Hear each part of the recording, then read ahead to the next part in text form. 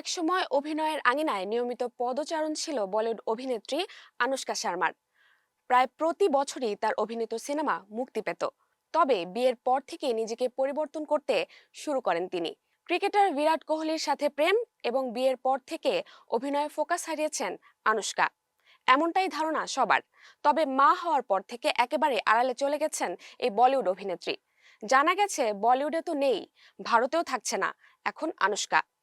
ভারতীয় গণমাধ্যম জানিয়েছে আনুশকা দুই সন্তান এবং স্বামী বিরাট কোহলিকে নিয়ে এখন ইংল্যান্ডে বসবাস করছেন।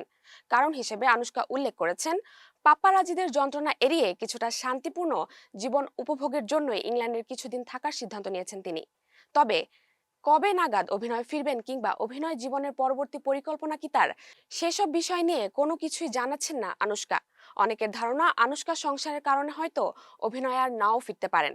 তবে আনুশকা কোনো বিষয়ে এখনো কিছুই জানাননি।